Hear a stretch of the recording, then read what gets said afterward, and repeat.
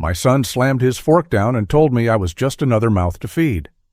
That same night, he and his wife whispered about selling my $600,000 house and taking my pension while planning to throw me into a nursing home. My heart shattered at their betrayal, but behind my silence, I carried the kind of secret they could never imagine. They thought they won. This was just the beginning. Before we continue, please subscribe to the channel and tell us where you're listening from in the comments. I sat alone in my small bedroom at the back of the house, listening to the faint noise of the television spilling out from the living room. Michael and Linda were out there, probably laughing, maybe complaining about bills, maybe even complaining about me. The voices blurred into the low hum of the screen, but inside my chest there was only silence, a silence that felt heavier than the walls around me. It was the silence of betrayal. The room itself was plain, just a narrow bed, one old dresser, and a nightstand that had carried the same lamp for over 30 years. The drawers smelled faintly of cedar, the kind of scent that used to make me feel safe back when I believed my home was a sanctuary. Now that smell only reminded me how much had changed. I leaned back in the creaking chair, staring at the faint patterns of light sliding across the ceiling as cars passed outside. Each shadow seemed to whisper the same cruel truth. I was no longer wanted in the house I had built. My mind kept wandering back, pulling me through decades of sacrifices, each one made with love and faith. I remembered the tuition checks, one after another, piling up to over $60,000 so Michael could finish college without debt. I had worked double shifts at the factory, sometimes leaving before dawn and returning long after the sun set.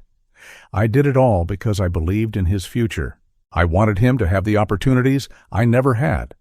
Every time he brought home a new textbook or called to say he needed another few $100s, I found a way. I skipped meals, patched my shoes, and told myself it was worth it. When he graduated, I was so proud I nearly burst into tears. I bought him a car, a silver sedan that cost me $25,000. It wasn't extravagant, but it was brand new, reliable, something to carry him into his new life. I remember running my hand across the hood in the dealership, telling myself this was not just a car, it was my way of saying, "I believe in you, son." He drove it off the lot, grinning from ear to ear, and for a moment I felt like every hour of overtime had paid off. Then came the wedding. I poured nearly $10,000 into it, covering costs that Michael and Linda never even realized had gone over budget. The flowers, the catering, the music. When the bills stacked too high, I quietly wrote the checks. I wanted their day to be perfect. I wanted them to feel supported, celebrated. Watching them dance together that night, I thought I was investing not just money, but my heart in their happiness. I thought I was strengthening the family bond, weaving us tighter together. And now? Now those sacrifices meant nothing. My son and his wife had sat across the table from me and labeled me an extra mouth to feed. They had laughed about selling my house, this very house worth $600,000, the home where I laid the floors with my own hands, sanding and sealing the wood plank by plank. I could still remember the blisters on my palms, the smell of sawdust, the satisfaction of seeing Helen walk across those finished floors in her bare feet, smiling like it was the most beautiful place in the world. Every wall in this house held a memory. In the living room hung our wedding picture, Helen in her white dress, me in a suit that barely fit but filled with joy. In the hallway, there was a photo of Michael at age 10, holding the baseball glove I had saved up for months to buy. Upstairs, I had built him a study desk with my own tools, staying up late to sand the edges smooth so he wouldn't get a splinter. That desk had carried him through school, covered in pencil marks and doodles. And now he wanted to erase all of it, sell it like it was just another asset on a ledger. The betrayal dug deeper, because it wasn't only about the money. It was about trust. It was about the bond between father and son, a bond I thought was unbreakable. I kept hearing the words repeat in my head. Dead weight, nursing home, burden. Each phrase landed like a stone in my stomach. How could my son, my own flesh and blood, reduce me to that? How could the boy whose scraped knees I had bandaged, whose dreams I had financed, look at me as nothing more than a problem to get rid of? For a long while, Larry sat there, feeling the sting of humiliation. I felt small, smaller than I ever had in my life. It wasn't just the insult. It was the realization that everything I had built, everything I had given, could be dismissed so easily. I turned toward the dresser where Helen's photo stood in a simple wooden frame. Her smile still looked the same, gentle and unwavering. I whispered to her, my voice breaking in the stillness, "Helen, they want me gone, but I won't let them win." Her words came back to me, words she had repeated often during hard times. "Doug, never let them take your dignity." And suddenly, through the fog of pain, I began to see clearly. They thought I was powerless, but they didn't know everything. They didn't know about the investments, about Whitmore Industries, about the documents I had kept safe all these years. They thought of me as a man with nothing but a pension check, but I still held the keys to a fortune. That realization shifted something inside me. The pain was still there, raw and deep, but it started to harden into resolve. I was no longer just the wounded father. I was a man with choices, with tools, with leverage. Michael and Linda had mistaken kindness for weakness, generosity for desperation. They had underestimated me, and that was a mistake they would regret. I opened the closet and pulled out an old wooden box from the top shelf. My hands trembled slightly, not from fear, but from the weight of the moment. Inside were the documents that told the true story of my life. The life insurance policy Helen and I had set up years ago, the bank statements that showed decades of careful saving, and most importantly, the certificates proving my stake in Whitmore Industries. 37%, more than a third of the company Michael worked for. He had no idea his job existed because of me. I laid the papers out on the bed, smoothing the creases. Each page felt like a weapon, not of violence, but of truth. I whispered again to Helen's photo, "They think I'm powerless. They'll soon learn who really owns this house." My voice grew steadier as I spoke. The documents weren't just ink and paper, they were the shield and sword I had always kept hidden, waiting for the day they might be needed. Sitting there, I let the memories wash over me again, but this time with new eyes. The tuition checks, the car, the wedding, the house. These weren't losses. They were evidence.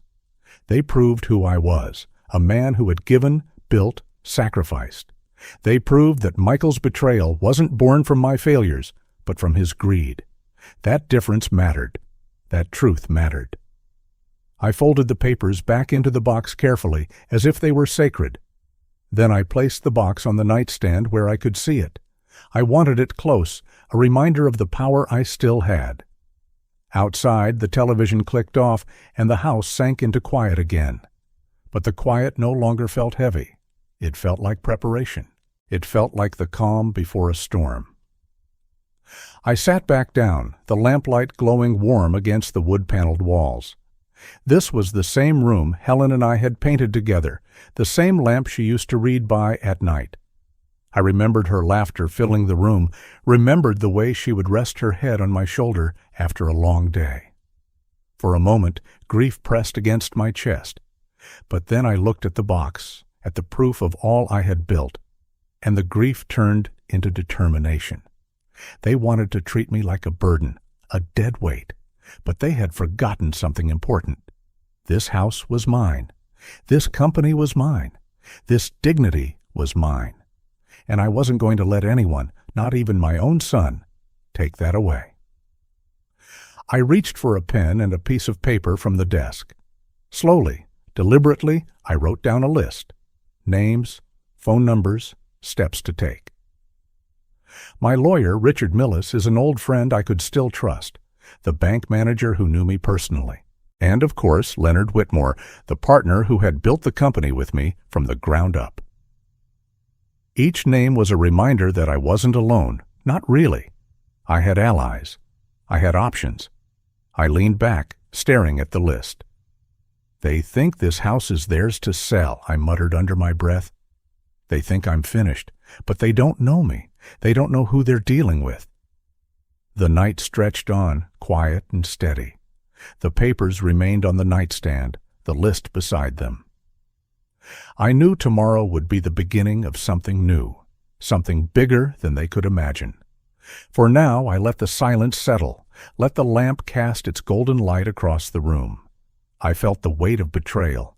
Yes, but I also felt the strength of resolve rising within me. This was not the end. This was the start of my fight. I woke before sunrise, the gray hour when the house holds its breath. The coffee maker clicked on in the kitchen, a small, faithful sound, and the smell drifted down the hallway. I sat on the edge of the bed, bare feet on the wood I had laid plank by plank, and told myself out loud that today would belong to action, not shame. The night had hurt, yes, but it had also given me something I could use. Clarity. 2 knocks, then the door opened without waiting. Linda stepped in with a neat stack of application forms clipped together. Grocery store, car wash, fast food. The brightly colored logos seemed to grin at me. She placed the stack on my nightstand with a careful pat. "Douglas, I printed these for you," she said, voice sweet and stiff at the same time. "You can sign them now and drop them off today.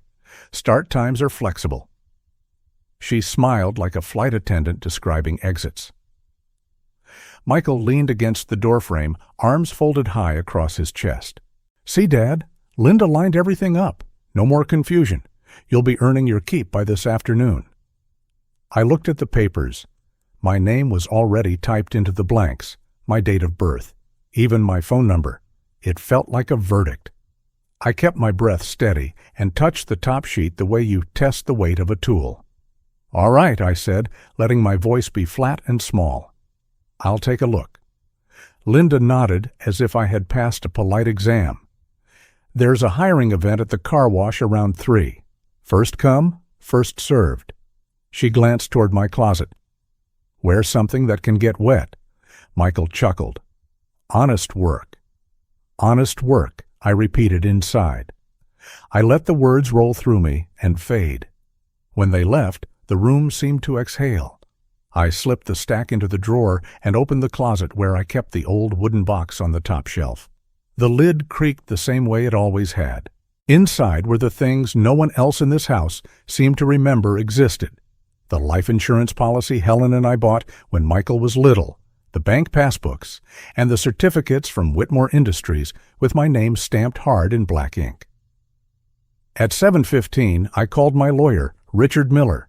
He answered on the second ring, warm, steady, the way he sounded when he spoke at Helen's memorial. I told him the truth in simple pieces. Last night's dinner, the words "extra mouth to feed," the plan to sell the $600,000 house, the whispers about my pension, the nursing home joke that wasn't a joke. I told him about the savings account with $300,000 and my fear that someone might reach for it while I slept. "First, we secure what's yours," Richard said. "I'll email a form authorizing a temporary freeze on withdrawals. We'll also restrict information at the branch level. Then we confirm the title on the house.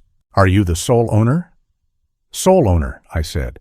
When Helen passed, everything came to me. "Good. I'll order a certified copy of the deed. If you can get to the recorder's office before lunch, even better. And Doug, I'm sorry, but I'm glad you called." I thanked him. While we were still on the phone, his email arrived. I signed electronically and forwarded it back.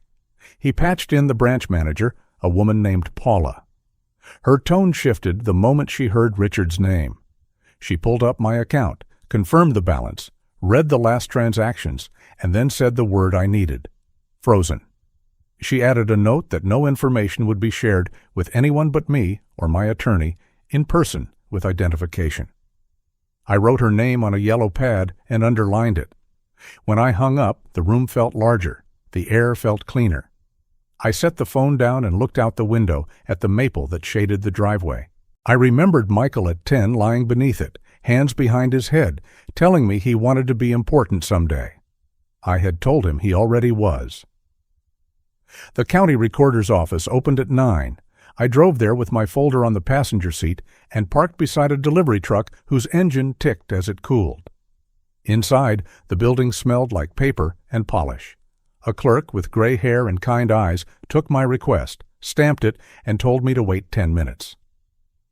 I sat on a wooden bench, watching dust drift in a beam of light. When she called my name, she handed me a thick page with a raised seal. My name, my address, the legal description of the property. As I walked back to the car, my phone buzzed. Michael. I let it ring twice to make him wait, then answered. He didn't ask how I was. He asked if I was on my way to the car wash. I kept my voice wool-soft, the way a man sounds when he has surrendered. I got the forms, I said.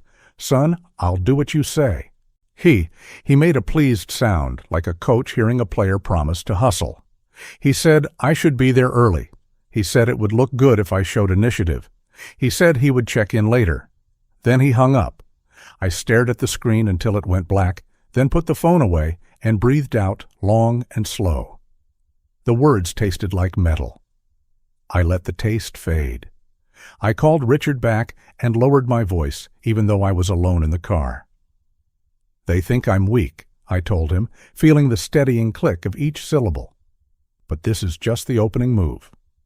Understood, he said. I'll draft a short letter clarifying your legal rights in the residence.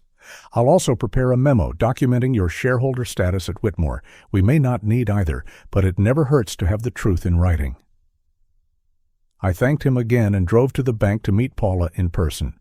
She shook my hand with both of hers and printed a one-page confirmation for my file. The language was plain and strong. Funds are inaccessible without my written authorization. Inquiries are restricted. Freeze is effective immediately. I asked her to add a note requiring in-person identity verification for any account changes. She typed quickly, nodded, and said it was done. When I left, I felt something in my chest unlock. On the way home, I stopped at a diner. The waitress called me Han and poured my coffee without asking. A construction crew laughed at the counter. A child pressed his nose to the pie case. It was ordinary and steady. I ate a turkey sandwich and read the bank page again. Not victory, not yet. But ground gained. Back in the driveway, Linda's SUV was parked crooked. In the kitchen, a note waited on the counter, written in tidy loops. Remember, the car wash is at 3. The manager is Tony. Good luck. There was a smiley face after Tony. I folded the note and tucked it into my pocket. In my room, I laid the deed and the bank confirmation beside the Whitmore certificates and stood there a moment, letting the documents glow in the afternoon light. Paper, ink, seals. It holds. If you're still watching and find this story interesting, please comment 1 below to let me know you're here with me. At 2:45, I drove to the car wash and pulled into a spot where I could see the line. Mostly teenagers in hoodies, a few college kids with earbuds. One older man with a face as tired as I felt. A banner said, "Hiring today." I sat with the engine off and listened to it tick. I imagined stepping into that line, answering questions about schedules and stamina. I imagined Michael's grin when he told his coworkers I had landed something. I pictured Linda's approving nod. I stayed in the car. The sun slid lower. Shadows from the maple stretched across the front steps when I got home. The house was quiet. Then not. The front door opened, and Michael called down the hallway, cheerful, bright. He asked if I had gone by. I stepped to the doorway and told him yes. I had stopped in. Yes, they were taking names. Yes, Tony said he would call. I kept my voice even. He clapped his hands once and said, "See, Dad? That wasn't so hard." He told me he had already mentioned it to a few people at work. They were impressed, he said, because he had proved I could still be useful. In my room, I sat on the bed and let the quiet come back. I ran a thumb over the raised seal on the deed. I read the words Whitmore Industries 3 times, slow, letting each letter settle. 37%. Not a boast, not a threat. A fact. A lever. At 7, my phone buzzed with an email from Richard's secure account. The subject line was simple, documents attached. I opened it and leaned closer to the screen. He had sent scanned comparisons, vendor receipts against expense reports from Henderson and Associates, where Linda worked. Same dates, same vendors, different numbers. A pattern marched across the page, nearly $18,000 in padded totals. Cold proof. Office supplies recorded at 847 for items that cost 347. I didn't move for a long moment, not from shock, from recognition. I had managed budgets most of my adult life. I knew the difference between a mistake and a method. This was a method, careful and patient. I pictured Linda at the kitchen table with her tidy handwriting and her perfect smile, sliding the forms toward me like homework. I pictured Michael's folded arms, his satisfied nod. I felt something steady rise in me, not glee, not even anger this time, but a cool, precise acceptance of the road ahead. I printed the packet on the small printer by the desk. Each page came out warm and faintly smelling of ink. I stacked them square, then slipped them into the wooden box with the other documents. I closed the lid and pressed my palm flat on the grain the way a man presses down a nail once it is seated. For the first time all day, the room felt the way it used to feel when Helen was in it. Quiet, honest, ready. I whispered toward her picture because it helped to say things out loud where the living and the dead could both hear. "They think I'm finished," I said. "They think I'll accept whatever they hand me. But this isn't over, not even close." In the hallway, a floorboard creaked. The house settled. Outside, the maple brushed the window like a soft hand. I took one last look at the papers arranged in the box, at the deed with its heavy seal, at the bank page with the word "frozen," at the Whitmore certificates with their clean black letters. Then I closed the box and slid it back onto the shelf. I sat at the desk with a pad of paper and wrote a few lines in my own uneven hand. "Call Richard in the morning. Verify delivery of recorder's copy to safe deposit box. Draft personal letter to Robert Whitmore, private and direct. Do not send anything tonight. Patience. Let the pieces settle where they belong." When I stood, my knees ached the way they always do at the end of the day, but the ache felt honest, earned. I turned off the lamp and let the room fall into a warm dusk. In the dark, I could feel the outline of everything that mattered: the bed, the dresser, the window, the box, my breath, my dignity, the things I could still choose. I said it once, to the quiet, because saying it made it real. I was ready to move, truly ready. Now the pieces are falling into place. I set the table myself that night, laying out plates and forks and the old blue napkins Helen loved because they matched the tiny flowers on our chipped china. The stack of job applications slept in my drawer like a dare. My deed, the bank freeze, and the Whitmore certificates rested in the wooden box, steady as anchors. I moved slowly, not from age, but to keep my breath even. The roasted chicken cooled on the counter. The clock over the stove ticked louder than usual, keeping time for whatever was coming next. Michael came home talking before his shoes were off. He asked if I had heard from the car wash. I said Tony would call. Linda arrived with her heels ticking across the tile and called me a good sport for filling out applications. We bowed our heads for a thin grace and began to eat, the clatter of silver hiding nothing. Halfway through, Michael leaned back and grinned.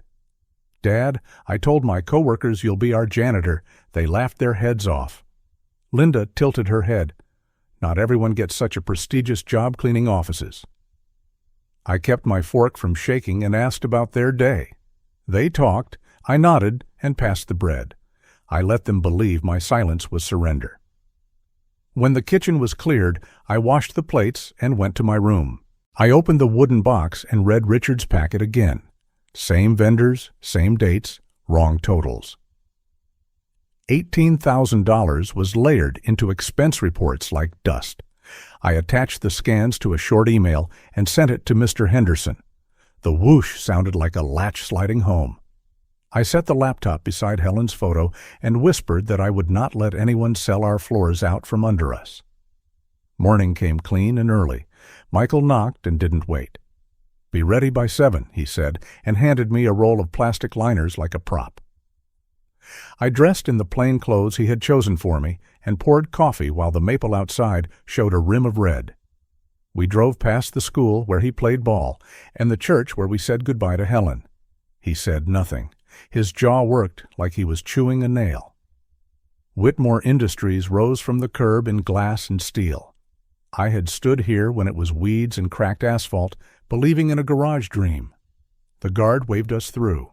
Michael pressed a visitor badge into my hand and told me to clip it high. Inside, the lobby shone. A fountain whispered near a wall of plaques.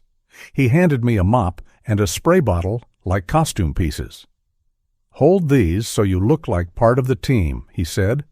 I carried the mop the way a man carries a flag. Robert Whitmore appeared at the far end of the corridor, reading a tablet, posture easy and alert. Michael called his name, cheerful and loud. "Perfect timing," he said, and motioned to me. "Head count solved, and the situation at home, too. My father will be our janitor." Robert's face went still, then narrow. He stopped 3 paces from us and lowered the tablet. "Christopher," he said, careful as a gavel, "do you have any idea what you've done?" Michael blinked. He tried a half-smile. Robert looked past him and met my eyes, gave a small nod, then turned back. "Your father owns 37% of this company." The sentence rang through metal and glass. Michael's mouth opened and closed. He said that couldn't be right, that I had worked in a factory, that names must be mixed up. Robert didn't raise his voice. 25 years ago, your father invested $500,000 when this was only a plan in a garage. Without him, there would be no lobby to cross. 2 analysts stopped mid-stride. The receptionist stacked envelopes very slowly. I stood straight, not proud exactly, but whole. Robert exhaled. "You brought a majority partner into this building with a mop in his hands, and you are proud of it. Clean out your office, Christopher. Human Resources will process your termination." Michael lifted both hands as if to slow the air. He said he had only been trying to help, that I needed purpose, that families were complicated. The words tumbled like stones and did no work. Robert didn't move. "Compassion is not humiliation," he said. "Purpose is not insult." I leaned the mop against the wall so it wouldn't clatter. Robert touched my arm. "Doug, let's step into my office." His office looked out over the river. Photos on the credenza showed us in the garage years, him with hair too long, me with hair too dark, both of us grinning.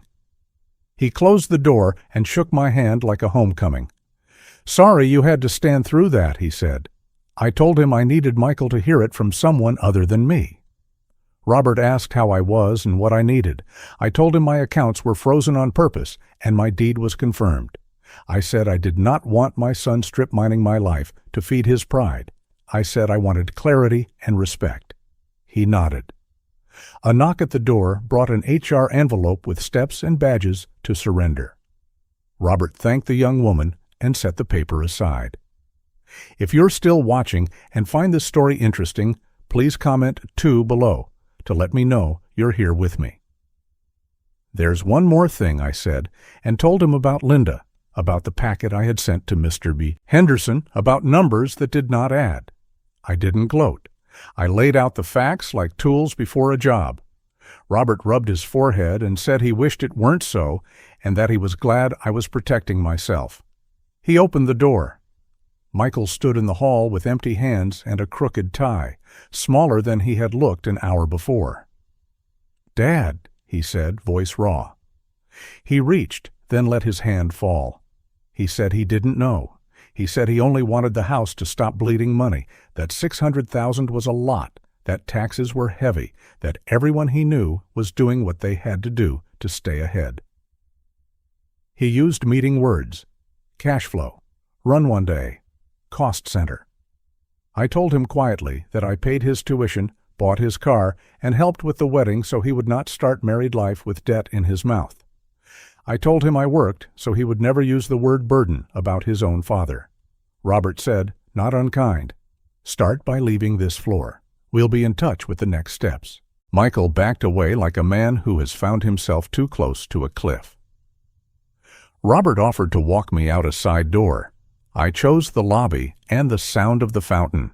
We stepped into the open. The receptionist stacked her envelopes. An analyst bumped his knee and pretended it didn't hurt. In the parking lot, the October sun was cool and bright. I was halfway to the car when my phone rang. The number was local. Mr. Henderson thanked me for the documentation. He said their controls had flagged small discrepancies that now made a larger pattern. He said the auditors were on it. Then he used the sentence that turns a life. Linda has been placed on administrative leave pending investigation. He was sorry for any hardship, but the numbers spoke. I said thank you and ended the call. The river sounded near. A gull cut the sky. Relief spread through me like clean air. Not triumph. Relief that facts had held. Michael came out a side door, phone in his hand like a lifeline. He shouted my name. He said Linda had called from her parking lot, crying. He demanded to know if I had done something. He said sabotage and betrayal, and we're family. He paced and clenched his jaw and asked why I would humiliate him and put his wife in danger. I let him speak. When he stopped, I told him what I had told Robert. I did not want a scene. I wanted clarity. I wanted respect. Respect isn't a tip you toss after a meal, I said. It is the plate and the fork and the chair and the space a man is given in his own home. When a son decides to sell the floor his father built, he should not be surprised when the hammer comes back to him. He looked at me like I was speaking a language he used to know. He asked for a second chance. He said people make mistakes when they are scared, that he had bills, and that Linda was under pressure. He talked about timing and luck and the economy. He spoke in a circle. The circle didn't open. I told him to leave my house keys on the counter by the blue bowl. I told him the accounts were frozen and the deed was secure. He said my name, not Dad, and I felt that change like a cold wind. I drove home with the window cracked. The maple turned the light into coins. On the porch, I listened to the hum of the refrigerator and the tick of the thermostat. I put the Whitmore certificates back in the box, slid the bank paper and the deed into sleeves, and let my heart catch up with my body. A car door slammed. Voices rose in the driveway. Michael called down the hall that Linda needed to talk to me. They stood in the kitchen like people caught in the rain without coats. Her mascara had run. She said she had been set up. She said everyone inflated receipts, that it was common, and that no one got hurt. I told her I hoped it wasn't true. I told her the numbers were what they were.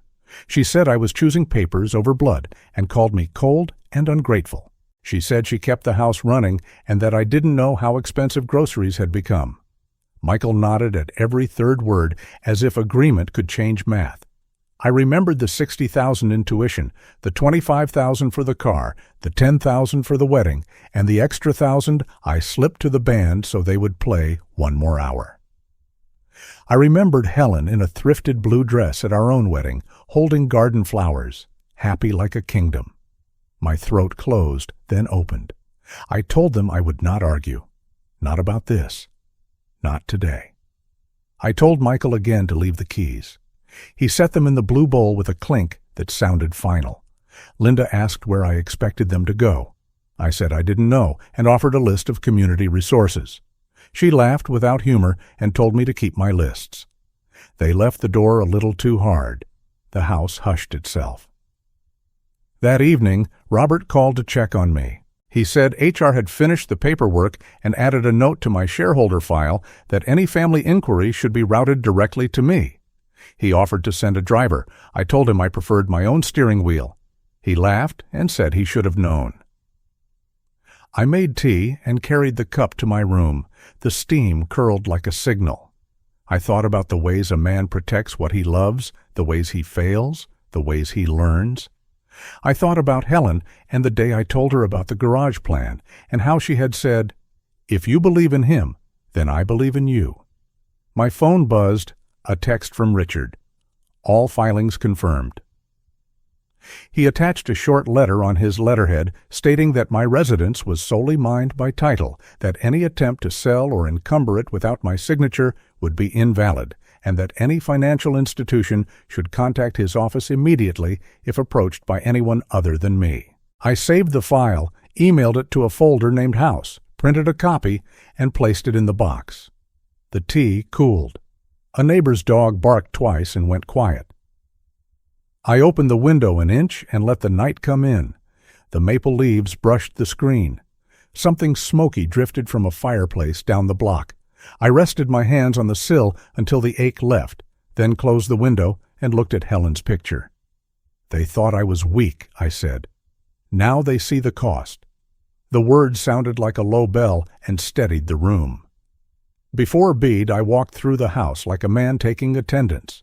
The framed photos were still on the mantel. The floor lay on it was under my feet. The desk I built for a boy stood straight and useful. The blue napkins waited in their drawer. I turned off the lamp and let darkness do quiet work. When I lay down, I pictured the lobby at Whitmore, the fountain and the plaques, and the stillness when Robert spoke. I pictured Michael when the truth reached him and Linda in her parking lot, practicing a story that would not hold. I slept a clean sleep and woke just before dawn. The box sat on the chair. The printed letter lay beside it. The maple was a dark shape against a pale sky. A newspaper hit a driveway with a soft slap. I brewed coffee and drank it standing at the sink. The house was mine in the simplest and hardest ways. It was the roof I paid for, the floor I built, the table I set, the air I breathed. No one would sell it out from under me. No one would rename my life to suit their fear. The phone would ring, lawyers would write, managers would meet. All of that could happen. The center would hold. I didn't write a long message to Henderson, but every sentence had weight. I listed 3 sample invoices, side by side, with vendor confirmations. Office supplies reported at $847 against a vendor receipt for $347.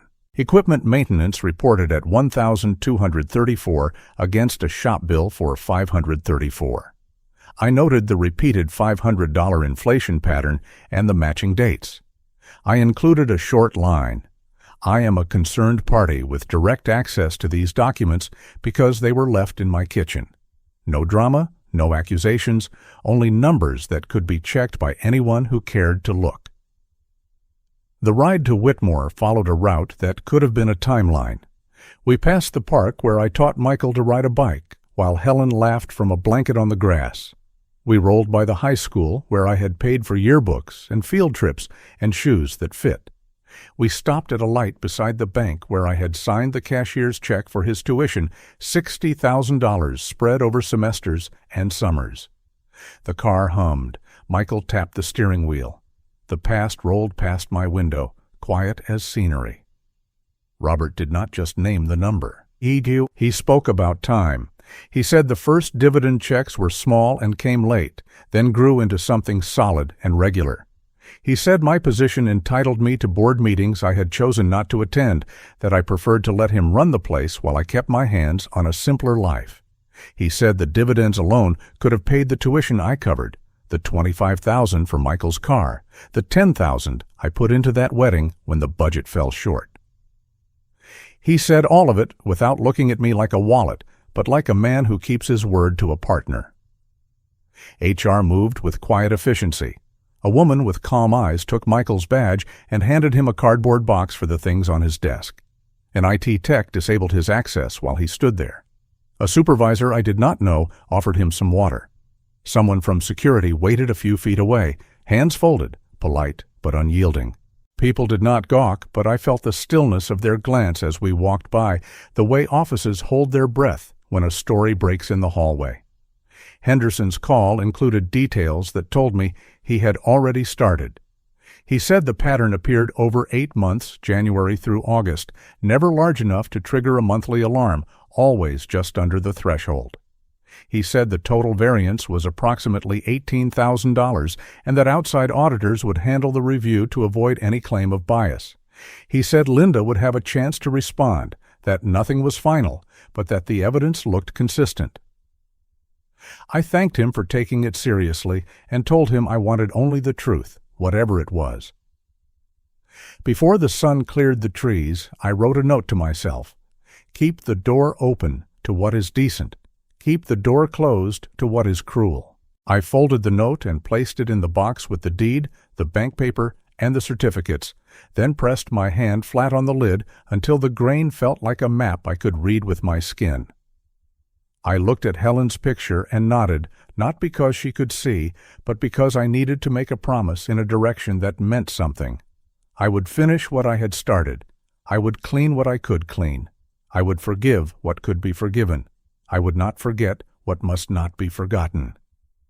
I breathed in the quiet and let it settle, a calm that felt earned, a promise to myself that I would guard this peace with care. When sunlight finally touched the windowsill, I said the sentence I had saved for the end. Respect should never depend on money. It should come naturally. The morning after the storm at Whitmore Industries, I woke to a quiet that felt different than any quiet before. It was not the silence of humiliation, nor the silence of betrayal echoing in these walls. It was a calm born from truth finally standing on its feet. I brewed my coffee, carried the steaming cup to the table, and looked around at the house I had built with my hands. For the first time in months, the weight on my chest was gone. I knew what needed to happen next. I was ready to let go, to make my own choices, not live under the shadow of anyone else's greed. By noon, I was sitting in Richard Miller's office, the same lawyer who had stood beside me through so much of this battle. He spread the papers across his mahogany desk, the kind of desk that reflected light from the big window behind him. His voice was steady, almost ceremonial. "Doug, this is the official transfer. 37% of Whitmore, split so that half remains with you for security and half goes to the charitable trust in Helen's name." He slid the pen toward me. The gold letters on the barrel caught the light. I took it, and for a moment I thought of Helen's hands guiding mine. With one long signature, I released part of what I had carried for decades. The money, the shares, the power, they no longer tied me down. Instead, they became a gift, a legacy with her name on it. I told Richard, "I don't need it all. I only need enough to live decently, to eat, to breathe without worry. The rest should mean something bigger than my own survival." He nodded, a small smile breaking through his lawyer's composure. "You've done something good here, Doug, something your wife would be proud of." Walking out of that office, I felt lighter. The city air was brisk, the leaves drifting along the sidewalks. For once, I wasn't clutching my briefcase like a lifeline. I wasn't defending. I was choosing how the story would end, choosing what would remain. The next step was harder, but I had made peace with it. The house, the one place that held every laugh, every fight, every quiet morning with Helen. It was worth $600,000 on the market, maybe more, but its real worth could never be measured in dollars. Still, I knew it had become a battlefield, poisoned by the words Michael had spoken under this roof. Extra mouth to feed. Those words would echo as long as I lived here. So I decided it was time to let the house go. With Richard's guidance, I listed the property. A young family came to see it one Saturday afternoon, their little girl running her hands along the banister I had sanded myself 30 years ago. She looked at the place the way Michael once had, eyes wide with wonder. I knew right then it was theirs. 2 months later, the sale closed at $600,000. I shook their hands, passed them the keys, and stepped off that porch for the last time with no regrets. If you're still watching and find this story interesting, please comment 3 below to let me know you're here with me. I bought myself a smaller place, a $200,000 apartment overlooking the city park. The living room window opened to a canopy of green in the summer and a blaze of red in the fall. From my balcony, I could see children playing on the swings, joggers tracing the path, and older couples walking hand in hand at dusk. It wasn't grand, it wasn't large, but it was mine, clean, quiet, and untainted by betrayal. The very first night I slept there, I whispered into the dark, "Helen, I did it. I chose peace." The contrast between my life and Michael's was stark, and I didn't need anyone to point it out. News travels fast in a city like ours. Michael had been fired from Whitmore with no severance, his reputation stained by his arrogance. He tried to interview at smaller firms, but word followed him like a shadow. No one wanted to hire the man who had humiliated his own father in front of the CEO. Within weeks, he and Linda had moved out of their polished suburban home and into a small rental apartment on the edge of town. I heard through neighbors that the place was cramped, the wallpaper peeling, and the rent overdue more than once. Linda fared no better. Henderson's firm opened a formal investigation into the $18,000 she had padded in expense reports. Her colleagues whispered, and her boss stopped returning her calls. Eventually, she was suspended without pay, waiting for auditors to finish their work. The friends who had once envied her handbags and her carefully curated lifestyle stopped inviting her to lunches. She was no longer the woman who had walked through my kitchen, smiling as she handed me job applications like she was the queen of the house. She was just another disgraced employee with bills piling high. The phone rang one evening, their number flashing on the screen. I let it ring. They called again the next day and the day after that. Once, Linda left a voicemail, her voice trembling between anger and pleading. "Douglas, we were wrong, but please, can't we just talk? We're still family." Michael tried too, his message full of half apologies, half excuses. I listened once, then deleted it. I told myself the truth out loud, the way I often did when Helen was alive. I don't need their apology. I have my life, and that life grew richer in ways money could never measure. In my new apartment, I began to rediscover parts of myself I had forgotten. I joined a senior walking group that met 3 mornings a week in the park.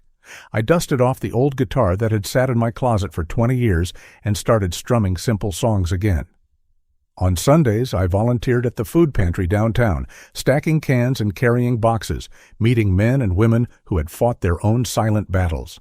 They welcomed me not as a shareholder, not as a man with a $600,000 house, but simply as Doug, someone willing to lend a hand. The days settled into a rhythm I could trust. No raised voices at the dinner table, no condescension hidden in every smile, no fear of what scheme tomorrow might bring. My evenings were my own again. Sometimes I sat by the window with a book, sometimes I walked to the corner diner for pie, sometimes I simply let the quiet wrap around me like a blanket. The burden of betrayal was gone. In its place was freedom. Michael and Linda continued their decline. I didn't celebrate it, but I didn't stop it either. Every choice has consequences, and they were facing theirs. Michael learned what it meant to live without the safety net of a father's sacrifices. Linda faced questions she couldn't answer, numbers she couldn't hide behind. They grew isolated, no longer the couple with bright prospects, but 2 people scrambling to cover mistakes of their own making. I often thought about the lessons buried inside all this pain. For parents, I realized the hardest truth. Don't give everything if it costs you your dignity. Love is not measured by emptying your pockets until you have nothing left. Love requires respect, and respect must flow both ways. For children, the lesson was even sharper. Never take a parent's sacrifice for granted. What is given in love should never be twisted into entitlement. For people in general, in this busy modern world, the core truth stood out clear as day. Character matters more than money. You can replace dollars, but you cannot replace trust once it's broken. I repeated these lessons to myself often, sometimes while tying my shoes for the morning walk, sometimes while carrying boxes at the food pantry, sometimes in the quiet hours before sleep. They steadied me, reminded me why I had made the choices I made. One afternoon, I sat on the bench by the park fountain, watching a boy try and fail to launch his kite. His father stood behind him, patient, guiding, encouraging. I smiled because I had been that father once, and though Michael had turned away, I still carried the memory of trying. You do your best, you give what you can, and at some point you have to let go of the string. That thought brought me peace. Linda tried one last time. A letter slipped into my mailbox. The handwriting was shaky, the ink smudged. She asked for forgiveness. She wrote that she had been foolish, blinded by greed. I read it once, folded it carefully, and placed it in a drawer. I did not write back. Some doors, once closed, must remain closed. My dignity mattered too much to reopen them. I chose instead to pour my energy into new beginnings. I joined a local volunteer group focused on senior advocacy. We organized rides for older adults who couldn't drive, arranged weekly socials, and even lobbied for better healthcare access at the county office. Being part of something larger than myself gave me joy. I wasn't just a man recovering from betrayal. I was a man building again, this time with bricks of kindness and purpose. One evening, as I walked home from a meeting, the sun was setting in streaks of orange and pink, and I felt Helen beside me. Not in a ghostly way, but in the warmth that filled my chest. She had always believed in second chances, in the power of doing right, no matter how late it seemed. I whispered to her, "I'm still here, Helen, and I'm finally free." The old bitterness had drained away, replaced by a calm determination to live the rest of my days with dignity. I had proven to myself, and maybe to anyone watching, that betrayal doesn't have to define the ending. You can turn the page. You can write a better chapter. As I sat on my balcony that night, lights twinkling in the park below, I thought about what lay ahead. My days of corporate battles and family feuds were behind me. What remained was the simple beauty of choice. The choice to spend time with people who valued me. The choice to give rather than be taken from. The choice to hold on to self-respect above all. I closed my eyes and said softly, "The truth always wins." It wasn't anger in my voice, nor pride. It was peace. And with that peace came a quiet excitement. I had signed up to join a community project the following week, mentoring younger men who had lost their way. I didn't know yet what stories they would bring, but I knew I had something to offer. Not money, not prestige, but the hard-earned wisdom of surviving betrayal and standing tall again. I leaned back in my chair, letting the cool evening breeze wash over me. The worst was over. The lesson was clear. The future was open. And for the first time in years, I was truly content. The mornings in my new apartment began to feel like blessings instead of reminders of loss. The place wasn't big, just a modest $200,000 unit on the 4th floor of a quiet building that looked out over the park. Yet every time I slid open the glass door to the balcony and felt the cool air drift in, I knew I had chosen right. The park was alive with life at every hour. At sunrise, the runners came with steady breath, their shoes tapping against the paved trail. Midday brought mothers with strollers and older couples strolling hand in hand, their laughter carried by the wind. At dusk, the lamps flickered on, and I would sit with a cup of tea and watch the children try to squeeze in one more game of tag before their parents called them home. I had traded square footage for peace, and in that bargain, I had won more than money could ever buy. Each morning, after a slow breakfast of oatmeal and coffee, I would take my own walk through the park. I didn't rush anymore. I noticed the way the leaves curled at the edges as fall pressed closer, the way the ducks glided across the pond like tiny ships, the way neighbors nodded to each other as if we were all sharing a quiet secret. That this moment, this breath, was enough. Sometimes I carried a notebook with me, jotting down thoughts that came like whispers. On one page, I wrote in big, uneven letters, "True family is the one who respects you." I underlined it 3 times, because that was the lesson that had finally sunk into my bones. Blood meant nothing if it came without respect. Sacrifice meant little if it was twisted into entitlement. What mattered was dignity, mine and the people who honored it. The volunteering filled the rest of my days. 3 times a week, I helped at the food pantry. I lifted boxes, sorted cans, and laughed with the other volunteers who had their own stories of struggle and survival. They didn't care that I had once owned a $600,000 home or that my son had tried to betray me for money.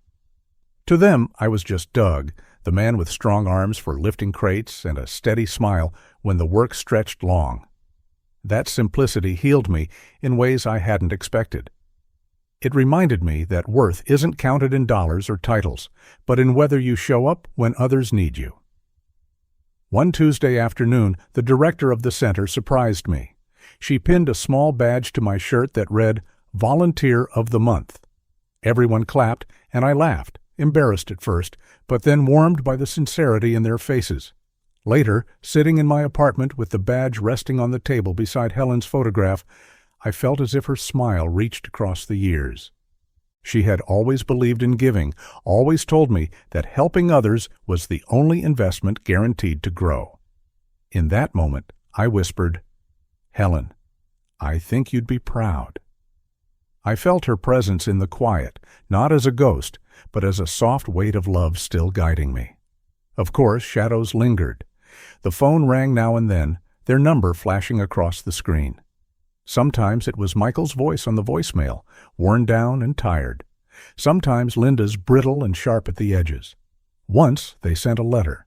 The handwriting was shaky, the words stumbling between apology and self-defense. They wrote that they had been foolish, that they wanted to start over, that they hoped I could forgive. I unfolded the letter once, read it carefully, then slid it into the bottom drawer of my desk. I didn't tear it up, but I didn't answer either. Forgiveness is not the same as reconciliation. Some bridges, once burned, cannot be walked on again. I told myself out loud so the silence would hear me clearly. I don't need their apology. I have my life. Their lives were different now. Word came through neighbors and mutual acquaintances. Michael had picked up odd jobs, nothing steady. He worked at a warehouse for a while, then tried his hand at sales, but doors closed quickly for a man with his reputation. Linda's investigation dragged on, and though charges weren't filed, her career was ruined. Employers saw her name and looked away. They had moved into a small, drafty apartment on the other side of town, far from the polished home they once showed off. Some said they argued often, some said they kept to themselves. To me, it didn't matter. Their downfall was not my victory. It was the natural consequence of the choices they had made.